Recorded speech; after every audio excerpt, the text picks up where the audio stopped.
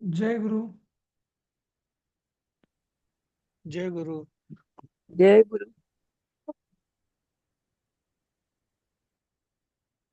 बॅकग्राऊंडचा आवाज येतोय का माझ्या गाण्याचा वगैरे नाही नाही, की नाही? अजून तरी नाही ना, नाही, नाही अजून येते तर काही. आता तरी नाही. ओके, ठीक आहे. आपला 35वा श्लोक सुरू होता मला वाटतं. हा, कोण वाचेल?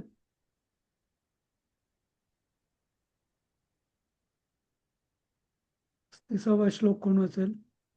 मी वाचू का पल्लवी? हो, वाचा. कोण अजून मी म्हंटल नाही. जय गुरु. असंशयं महाबाहो मनो दुर्निग्रहं चलम् अभ्यासेन तु कौन्तेय वैराग्येण च गृह्यते. हा, बरोबर आहे. तर आता आपण काल म्हटलं होतं की हा श्लोक आपल्या संस्कृतच्याही अभ्यासामध्ये होता. तर भगवान सांगतात की असंशयम, खरोखर म्हणजे निसंशय, ज्याला आपण मराठीत म्हणतो निसंशय, हे महाबाहो म्हणजे हे पराक्रमी पुरुषा अर्जुना, मनहा दुर्निग्रहम चलम, हे मन हे म्हणजे त्याचं जे चंचलत्व, जे ते चंचलही आहे, चलम आहे, आणि दुसरं ते निग्रह करण्यास पण अत्यंत कठीण आहे. याच्यावर मार्ग काय? आणि कृष्ण त्याच्यावर लगेच उत्तर पण देतात की याच्यावर मार्ग काय. तर अभ्यासेन तू कौंतेय वैराग्येण च गृह्यते. एक मिनिट असते.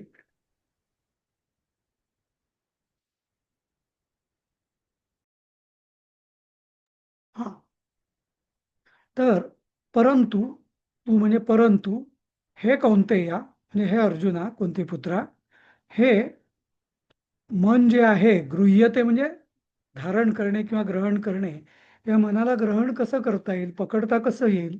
तर अभ्यासेन च वैराग्येण, म्हणजे आस, आस म्हणजे ज्याला आपण अक्षरशः आस लागली असं म्हणतो, ती आस. आणि आस म्हणजे खूप प्रयत्नपूर्वक मनाने सतत त्याचा विचार करून, त्याच्याकरताच प्रयत्न करून, पुन्हा पुन्हा प्रयत्न करून, पुन्हा पुन्हा अभ्यास म्हणजे काय की एकच गोष्ट, एक लक्ष्य प्राप्तीसाठी ती गोष्ट पुन्हा पुन्हा करणे, त्याला म्हणतो आपण अभ्यास.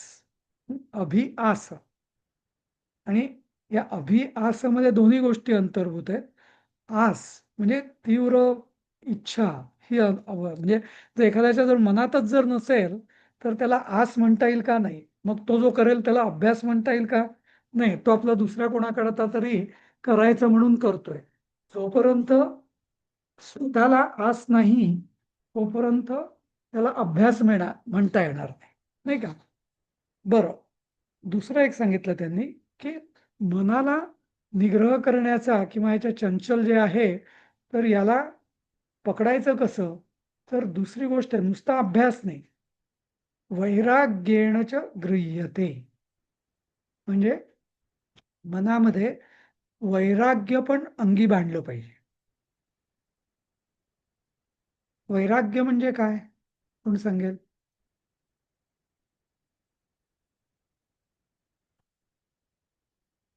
कोण सांगेल वैराग्य म्हणजे काय? सर्व विषयातून बाहेर वीर पडणे, विरक्ती. विरक्ती. हा, वैराग्याचाच आहे तरी पण तो आनंद अर्थ नाही, तोच आहे. नाही म्हणजे तरी दुःख नाही. दोन्ही त्याच्यापासूनच आलेलं आहे. त्यामुळे अजून अर्थ काय म्हणजे? आसक्ती नसणे कशाही गोष्टीबद्दल, हा, कोणत्याही गोष्टीबद्दल आसक्ती नसणे. बरोबर. उषाताई? म्हणजे आहे, एखादी वस्तू मिळाली आहे तरी आनंद नाही, आणि नसली तरी बिघडत नाही. हा, तर याचं मूळ जे आहे तर ते राग, संस्कृतची एक फार खुबी आहे. हा, त्यातले बरेचशा शब्दांचा अर्थ ना, आपण त्याच्या व्युत्पत्तीकडे गेलो ना की लगेच अगदी नक्की अर्थ करतो. कसं? तर वैराग्य, विराग, विरक्ती हा शब्द वैराग्यापासून किंवा विरागापासूनच आलेला आहे. तर राग म्हणजे काय? आसक्ती, बरोबर. आणि विराग, म्हणजे वी हा उपसर्ग दोन्ही करता असतो. विशेषत्वाने एखादी दाखवायची असेल तर वी, किंवा दुसरा विरोधी, आसक्तीच्या पूर्ण विरोधी तो विराग. मग तसं तो गुरूंचं स्तोत्र आहे ना ते, मनो अं, मनो काय विराग झाला. तसं विराग म्हणजे पूर्ण अनासक्ती. पण अनासक्ती म्हणजे नुसतं लक्ष न देणं. पण विराग म्हणजे काय, की त्याच्यापासून पूर्णतः दूर होणं. आणि या वैराग्य प्राप्त कसं करायचं? हं. आता हे वैराग्य अभ्यासाने आणि वैराग्याने मन हे आपल्या नियंत्रणात येईल असं भगवान सांगतायत. पण मग शंकराचार्य त्याच्यावर पुढेही सांगतायत की अभ्यास आणि वैराग्य असं का म्हटलंय, तर एखादी गोष्ट जर आपल्याला हवीशी असेल तर तिच्या दोषाचा पुन्हा पुन्हा विचार करायचा. हां, त्या दोषाचं म्हणजे ती आपण नेहमी काय करतो आसक्तीमध्ये, आपण स्वप्नराज्य, मनोराज्य करतो की ते मिळालं तर मला काय होईल, खूप आनंद होईल, असं होईल, तसं होईल वगैरे. पण याच्या उलट जर वैराग्य आपल्या अंगी बाणवायचं असेल तर त्या वस्तूच्या दोषांचा विचार करायचा. उदाहरणार्थ की मला गुलाबजाम आवडतात, बरोबर. तर नॉर्मली माझा कामाना म्हणजे माझी आसक्ती म्हणजे काय, गुलाबजाम बघितले की वा वा छान वाटेल, गोड असतील, चवदार असतील, तोंडात लगेच विरघळतील, हे झाला आसक्तीविषयक विचार. पण वैराग्यविषयक विचार आणि त्याचा अभ्यास कसा, तर गुलाबजाम, अच्छा त्यात साखर असेल, त्या साखरेने काय होईल, माझी शुगर लेवल अजून वाढेल. बरं, जरी वाढली नाही तरी त्यांनी मला काय मिळणार आहे, शेवटी त्यात माझ्या देहपोषणाला एखादी साधी ज्वारीची भाकरी काय आणि गुलाबजाम काय, दोन्ही सारखंच, नाही का. त्यामुळे गुलाबजाममध्ये दोष काय, एवढं करायला किती कष्ट आहेत, हे ते वगैरे, म्हणजे सगळ्या त्याच्यात दोषांचा विचार करायचा. जी जी गोष्ट मनाला आवडते आणि मन ज्यांनी आसक्त होतं त्या त्या गोष्टीच्या दोषांचा सतत विचार करणं म्हणजेच अभ्यासेन वैराग्येणच, हे अभ्यासेनच वैराग्येण. तर या उपायांनी आपलं वैराग्य आणि त्या वैराग्याचा अभ्यास हा सतत करायचा आहे. आणि त्यांनी आपलं मन हे म्हणजे त्याची जी चंचलता आहे आणि दुसरं ते जे आपल्या ते आपल्या वशात येत नाही, नियंत्रणात येत नाही. तर या गोष्टींनी भगवान सांगतायत की मन तू आपल्या म्हणजे नियंत्रणात आणू शकतो. समजलं? किती छान उपाय आहे, नाही का. कुठलीही गोष्ट बघितली किंवा आपलं मन आकृष्ट होतं, आसक्त होतं, असं विचार असं समजायला लागलं की लगेच त्या गोष्टींचा त्यांच्या दोषाचा विचार करायचा. आणि ते दोष सतत सतत तो विचार, ज्याला आपण निगेटिव्ह थॉट्स म्हणतो त्या अर्थाने, तर त्याचे निगेटिव्ह म्हणजे दुष्परिणाम काय आहेत याचा विचार केला तर आपल्याला हळूहळू तो अभ्यास आणि वैराग्य, आणि त्यांनी मन हळूहळू मग नियंत्रणात येतं. असं समजलं?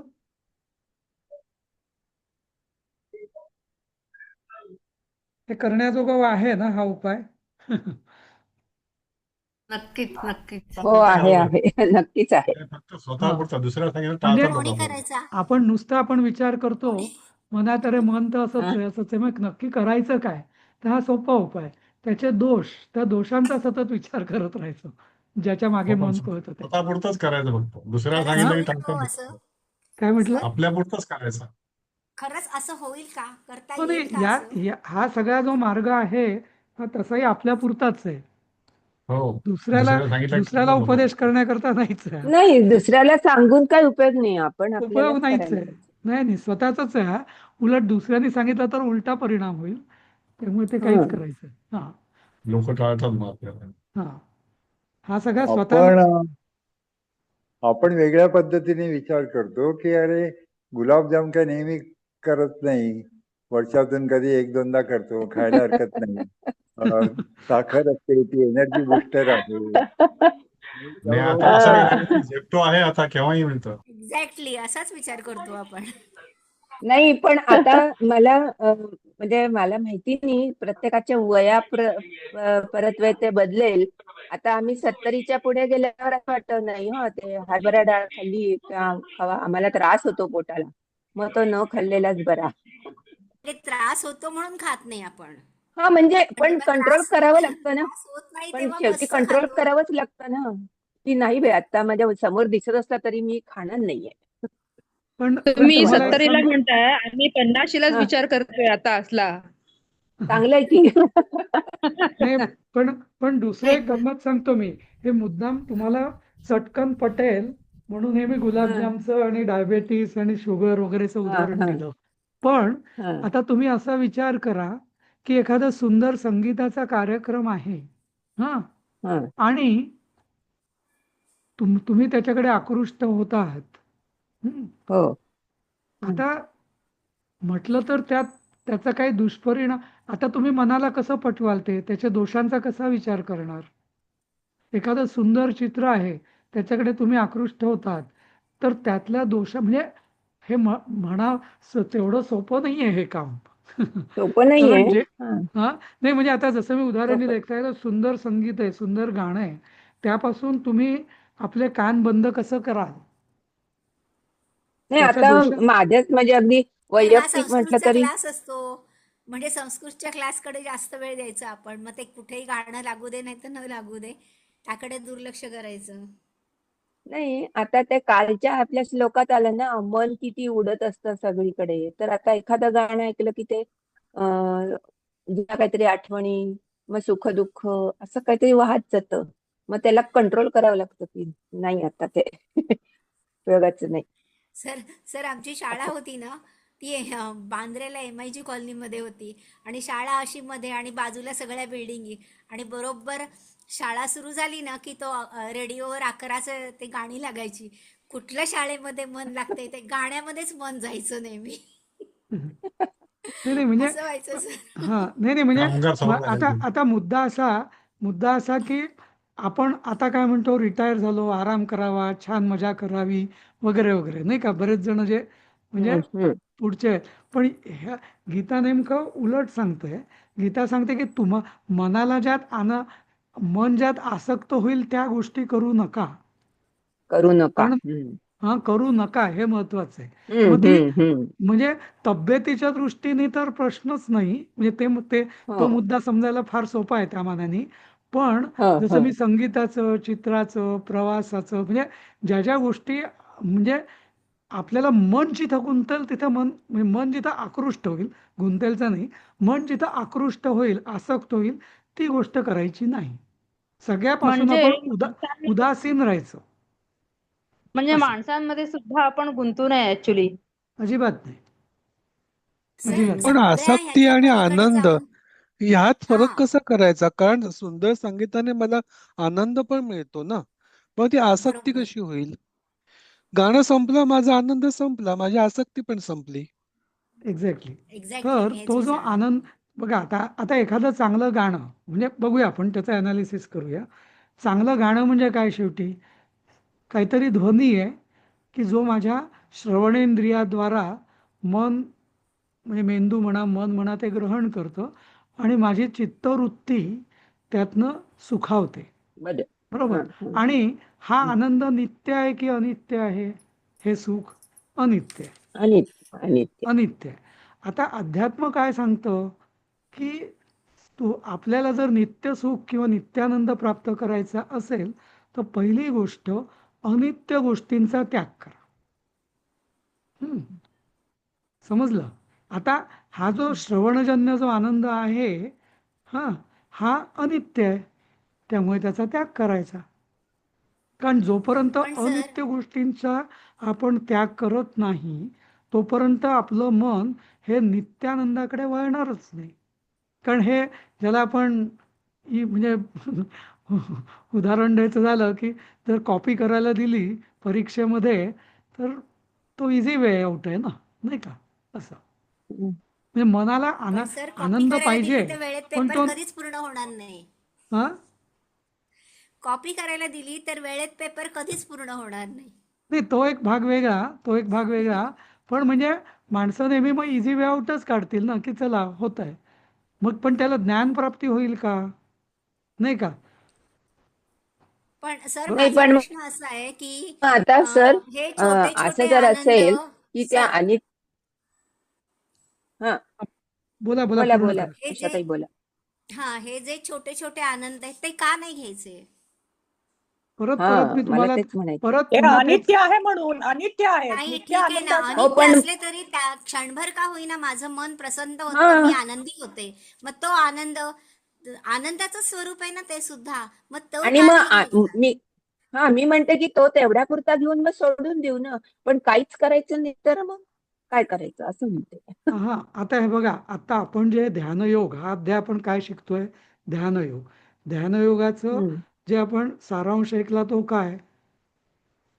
आपलं मन किंवा मन म्हणा, आपलं आत्म्याला आत्मनी जीवात्म्याला परमात्म्यात स्थित करायचंय. हा ध्यानयोग झाला, हम्म, बरोबर. हम्म, आणि हम्म, अशी जी अवस्था आली की हम्म, ती नित्यानंदाची परमसुखाची अवस्था आहे, ब्राह्मी स्थिती आहे, वगैरे वगैरे आपण सगळं ऐकलं. आता हे करायचं असेल तर हे जे क्षुल्लक आनंद ज्याला म्हणतात, हं, जसं जसं दुसरं अध्यात्मामध्ये म्हणण्यापेक्षा उपासनेमध्ये क्षुद्र सिद्धी ज्यांना म्हणतात. क्षुद्र सिद्धी म्हणजे काय? की कोणी उपासना करायला लागतो छाछू, आणि त्याला मग काही सिद्धी प्राप्त होतात. तो जे म्हणेल ते खरं व्हायला लागतं. हां, त्याला पुढचं कळायला लागतं, वगैरे वगैरे. आणि या ज्या क्षुद्रसिद्धी असतात, तर असं उपासनेत कटाक्षाने सांगितलेलं असतं की साधकाने कधी या क्षुद्रसिद्धींच्या मागे लागू नये, कारण हे तुम्हाला आपल्याला उपासना मार्गातनं भ्रमित करतात, म्हणजे हम्म, घुमवतात, बरोबर. तर हम्म, हे जे अनित्य आनंद आहे, आपण याच्यातच अडकून पडतो आणि नित्यानंदाकडे आपलं दुर्लक्ष होतं. म्हणून अनित्य आनंदांचा किंवा अनित्य गोष्टींचा त्याग करायचा आहे.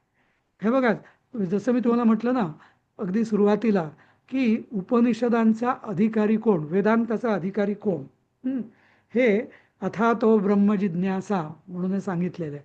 तो कोण ते तर 4 गोष्टी आहेत. एक साधन चतुष्टय. त्या साधन चतुष्टय हे अंगीकारल्याशिवाय उपनिषदांचा माणूस, म्हणजे जो ज्ञाननिष्ठाची पहिली पायरी आहे ना, ती ही आहे की साधन चतुष्टय म्हणजे काय? नित्यानित्य विवेक, नित्य काय, अनित्य काय, हां, वैराग्य, मुमुक्षुता आणि शमदमादी संपत्ती. हे जोपर्यंत आपण अंगीकार करत नाही तोपर्यंत या वेदांताचा अधिकारच नाही. नाहीतर मग या सगळ्या आपल्या शिवोपाच्या गप्पा आहेत, असं होईल, तर नाही का? आणि एकदा सांगा, क्षुद्र समाधी संपत्ती म्हणजे काय? शमदमादी संपत्ती मी सांगितलं होतं ना. शम, सांगितलं दम, होतं.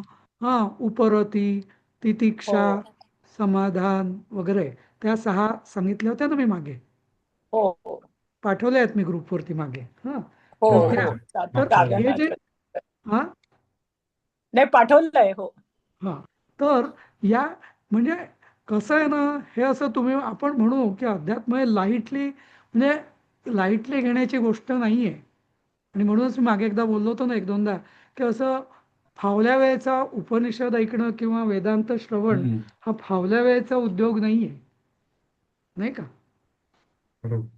आता हा, आता याच्या पुढचंही मी एक सांगतो की हा सगळा जो ध्यानयोग आहे ना, 4थ्या श्लोकापासूनचा पुढचा, हा काय आहे? की माणूस कर्मयोगातनं तो आता पुढे पोचला, की ज्याला आता कर्मयोगातनं तो ज्ञाननिष्ठाच्या म्हणजे त्या मार्गावरती, म्हणजे कर्मत्याग करून तो आता पुढे गेलेला आहे, आणि मग हे सुरू आहे. हं.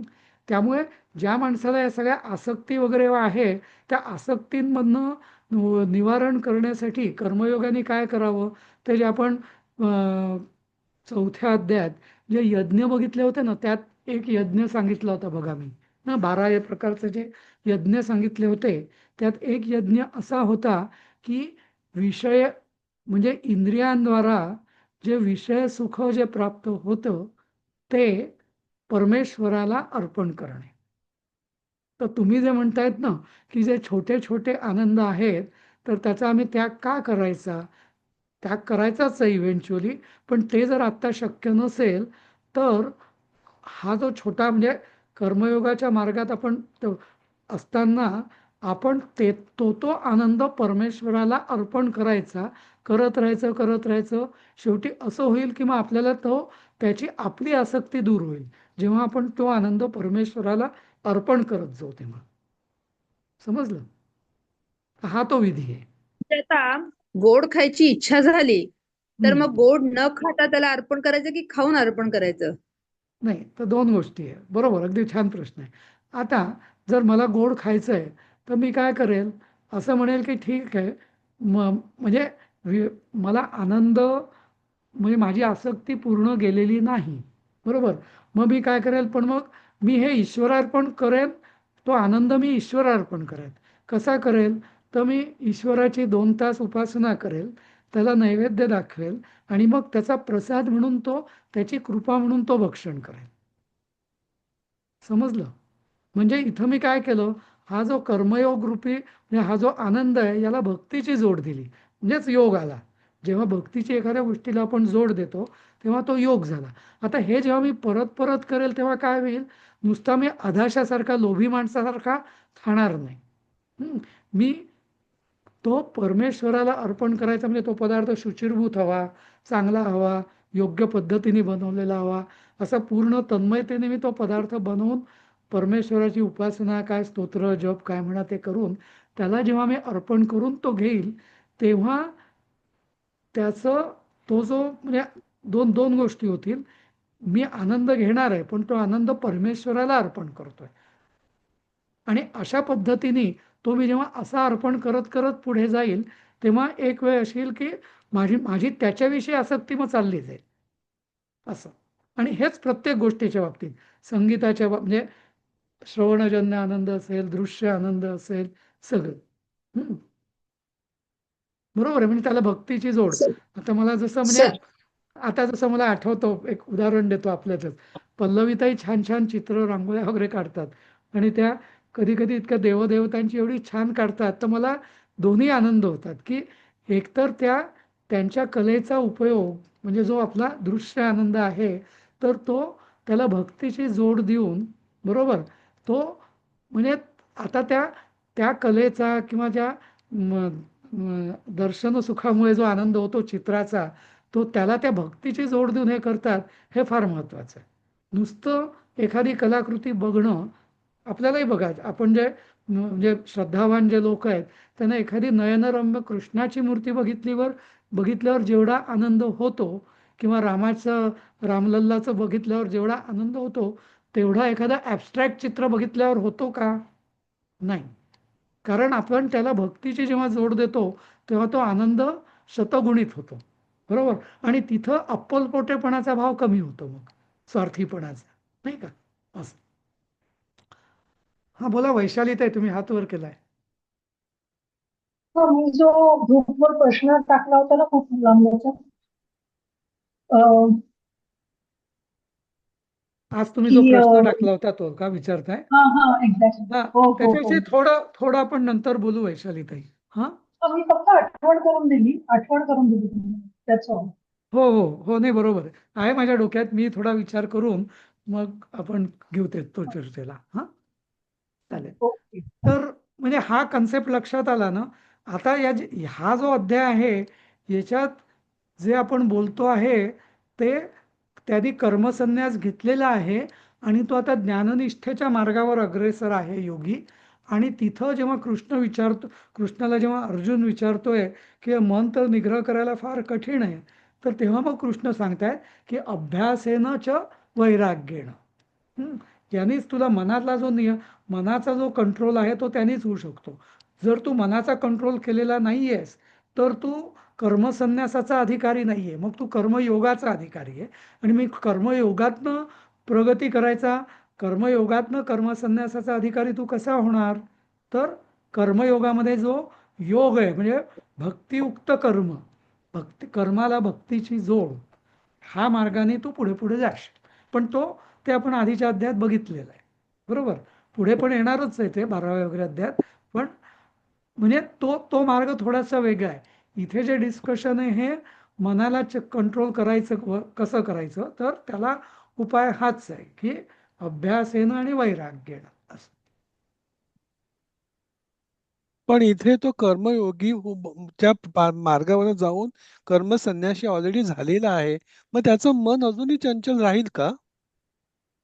सी आता हे गंमत अशी आहे की हा एक मोठा सुंदर प्रश्न आहे की अर्जुन काही अर्जुन तुमच्या आपल्या चार चौघांसारखाच तो म्हणजे बाकी तो शूर वगैरे सगळा असेल, पण त्याची जी वृत्ती होती ती पूर्णपणे तो कर्मयोगाचा अधिकार होता. तो ज्ञानमार्गाचा किंवा सांख्य मार्गाचा अधिकारी नव्हता.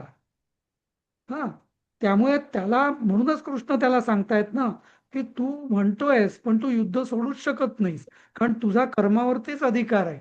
फक्त तू कर्म ते कसं कर, आसक्ती रहित, अहंकार रहित आणि ममता रहित भावाने कर्म कर बस. आणि ईश्वरार्पण बुद्धीने असं, नाही का? तर त्यामुळे अर्जुन हा अजून इथं पोचलेलाच नाही, पण कृष्ण खूप पुढे नाहीत. कृष्ण त्याला सगळ्या मार्गांची जाणीव करून देत आहेत. पण शेवटी मग असाच एक प्रश्न चर्चा आलेली आहे की मग 18 अध्याय झाल्यानंतर मग अर्जुन हा ब्रह्मज्ञानी झाला का? तर नाही झाला. उत्तर असं आहे, तो पूर्ण ब्रह्मज्ञानी झाला नाही, पण त्याचं तेवढ्यापुरतं समाधान, मी युद्ध का करू, इथपर्यंत त्याचं समाधान झालं. नंतर मग पुढे महाभारतात एक प्रसंग आहे, अर्जुन विसरला होता. मग कृष्णाने त्याला पुन्हा सांगितलेला आहे, उपदेश केलेला आहे, अशी गोष्ट आहे. आणि त्याच्यानंतर सुद्धा अगदी शेवटी शेवटी सुद्धा अर्जुन हा ब्रह्मज्ञानी शेवटपर्यंत झालेला नाही. त्यामुळे म्हणजे अर्जुनासारखा त्याचा हा शिष्य जो आहे तो उद्धव झाला होता, पण अर्जुन नाही. गीता जरी त्याला सांगितली असेल, साक्षात त्यांनी भगवंतांच्या तोंडून जरी ऐकली असेल, तरी लगेच तो ब्रह्मज्ञानी किंवा त्या परमावस्थेला तो पोचलेलाच नव्हता. आणि त्यात काही म्हणजे वैषम्य किंवा आपण काही हा, टीका त्यात काही करतोय वावग किंवा नाही. निंदा करतोय अशातला भाग नाही. जी फॅक्ट आहे ती फॅक्ट आहे. त्याचा स्वधर्म हो ना, नव्हताच तो ते ना, 18व्या क्षत्रिय हा म्हणून त्याचं कर्तव्य नव्हतं. काय तो 18व्या ते स्वधर्म अध्यायात तो नव्हता. शेवटी हा तो बरं बोला बोला. स्वधर्मातच होता अगदी. त्याला म्हणूनच कृष्ण सांगतायत तू जास्त विचार करू नकोस, तुझा स्वधर्माचं तू पालन कर बस. अच्छा. नाही, हा, म्हणूनच शेवटी अर्जुन नाही का म्हणतो की 18व्या अध्याय शेवटी शेवटी श्लोक आहे, त्याचा फक्त मोह गेला, नष्टो मोह बस स्मृतिर्लब्धा. शोक आणि मोह गेला, बरोबर. हा, आणि बस तत् शोक आणि प्रसादात मोह मया गेला, पण पुढे तो हो. स्थितप्रज्ञ वृत्तीला पोचला का? नाही. हा सर, कारण ते असं स्थितप्रज्ञ, स्थितप्रज्ञ ऐका तुम्ही, वृत्तीला जर पोहोचणं तर स्थितप्रज्ञ फार वृत्तीला कठीण जर आहे नाही का? पोचला असता तो, तर हा. 13व्या दिवशी जेव्हा अभिमन्यू गेला युद्धाच्या, तेव्हा तो किती सैरभैर झाला होता, नाही का? बरोबर. तशी वेळच आली नसती ना. सर, हा हा बोला वैशाली मोक्ष ताई. मोक्ष म्हणजे काय ते कधीतरी तुम्ही सांगाल नक्की. आणि त्याच्यासाठी ब्रह्मज्ञानी होणं इज अ क्रायटेरिया, म्हणजे ते आवश्यकता आहे की जसं आता अर्जुनाला ब्रह्मज्ञान नाही मिळालंय, तशा अवस्थेत जरी आपण राहिलो तर मोक्ष मिळतो का? मला ना नीट नाही ऐकू आलं, कोणाला जर पूर्ण ऐकू आलं तर रिपीट करू शकाल का वैशाली ताईंचा प्रश्न?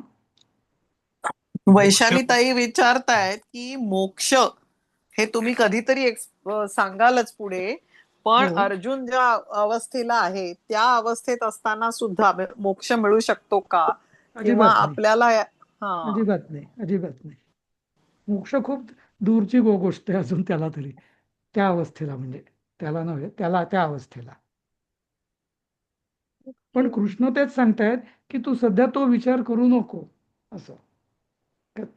तू पायरी पायरीने पुढे जा. सध्या तू अजून चौथीत आहेस. तू एकदम पोस्ट ग्रॅज्युएशनचा विचारच करू नको. तू सध्या आणि चौथीतनं अभ्यास. अजून हा, वैशालीताईंचा अजूनही मला वाटतं एक असा प्रश्न होता की मोक्ष मिळण्यासाठी ते ब्रह्मज्ञानी व्हावंच लागतं का? हो, बरोबर येस, म्हणतेय ना मी? अगदी. कारण हो गीतेमध्ये, हो हो. हो, कारण गीतेमध्ये म्हटलेलं आहे ना, ज्ञानादेव तू कैवल्यम. आणि ते सगळे कर्म भस्मसात वगैरे होतात ते कशाने होतात? ज्ञानानेच होतात. कैवल्य स्थिती जी आहे ती ज्ञानानेच प्राप्त होते.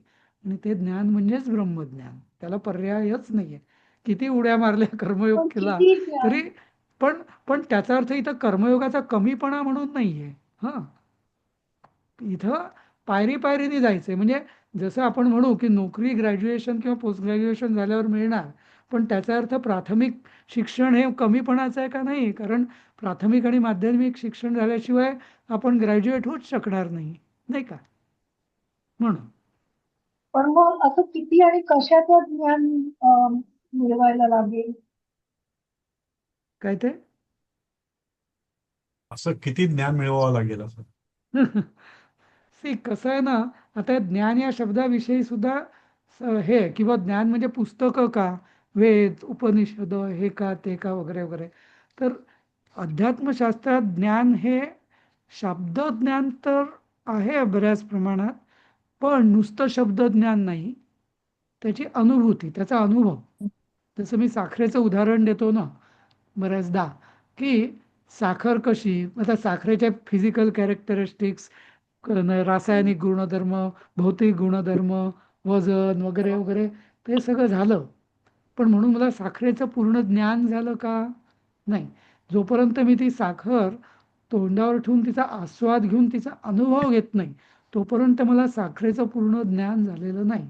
तर त्यामुळे हे सगळं जे अद्वैत, म्हणजे शेवटी अद्वैत ज्ञान आहे, तर या अद्वैताची जी अनुभूती जी आहे ती तर जेव्हा जोपर्यंत मी अद्वैत भाव जगत नाही, तोपर्यंत ते मला ज्ञान आत्मसात झालं. म्हणजे थोडक्यात ज्ञानाचं विज्ञान व्हायला पाहिजे. हं. नुसतं ज्ञान नाही, ते विज्ञान झालं, म्हणजे अनुभव आला, मला त्याचा अनुभूती आली, की तो मग ब्रह्मज्ञानी झाला. अद्वैताची अनुभूती म्हणजेच ब्रह्मज्ञान, असं एका वाक्यात सांगता येईल त्याचं. ज्ञानाला परिमाण काहीच नाहीये. हा, ज्ञानाला परिमाण असं ठरवता नाही येत नाही, आता नाही ना. आ- ज्ञान आ- म्हटलं की त्याला परिमाण काहीच नाहीये. नाही, पण म्हणजे साखर असं म्हटली तर नाही, त्याला हा, किंवा एवढे ग्रंथ वाचले, एवढे, जसं मग आपण म्हणतो की बा हा graduation exactly. Post graduation PhD झाली की तुला झाला तू प्रिन्सिपल, असं नाहीये. It's not a degree. म्हणजे साखर म्हणजे फक्त चव एवढंच त्याचं ज्ञान म्हणून घेता येत नाही. मग साखरेचं क्रिस्टलायझेशन आहे, त्याचा फॉर्म्युला काय आहे, मग त्याचे इलेक्ट्रॉन्स किती आहेत, व्हॅलन्स किती आहेत, म्हणजे भरपूर त्याच्या पण बाजू आहेत ना साखर म्हटलं की. म्हणजे नाही ते पण साखरेबद्दल ज्ञान मिळायचं म्हणजे हो, इट इज एंडलेस. अगदी. आणि पण त्याची आणि आता अल्टिमेट एक मला बोलावं असं वाटलं की आता आपण चर्चा करतोय, म्हणजे कधी कधी चर्चेतून दाखवता येतं की मी ज्ञानी आहे, पण अनुभूती आलेलीच नसते. आणि हो, अगदी. ह्या उलट एखाद्याला पूर्ण अनुभूती आलेली असते, पण तो चर्चा किंवा हे करण्याचे त्याची हेच नसते, म्हणजे तो कधीच तार्किक चर्चा करत नाही, पण तो त्या पदाला पोहोचलेला असतो. असं होऊच शकतो, नाही का? दोन गोष्टी आहेत त्याच्यात, बरोबर आहे, अगदी छान मुद्दा आहे. आणि एका कसं क्षणात असतं, होते. तर याला ज्या म्हणजे आपल्या याच्यात ज्या ॲक्च्युली याच अध्यायात आहे ते पुढे, की कसं, की जसं आपल्या सनातन धर्मात सुद्धा आपण कर्मसिद्धांत मानतो. कर्मसिद्धांत मानतो म्हणजे काय, आपण समजतो की हाच जन्म, म्हणजे पूर्वी पण माझे बरेच जन्म झाले आहेत, अजून पण पुढे बरेच जन्म होणार आहे माझ्या कर्मानुसार. हां, आणि त्यामुळे ती कंटिन्युटी आहे अबाधित, बरोबर. आता एखादा व्यक्ती अशी असते की त्याच्या आधीच्या जन्मात बरंचसं त्याला ज्ञान सगळं झालेलं असतं, पण काहीतरी थोडीशी इच्छा बाकी राहिली असते. ते आलेलं आहे ॲक्च्युली आजच्या पुढच्या श्लोकांमध्ये काही.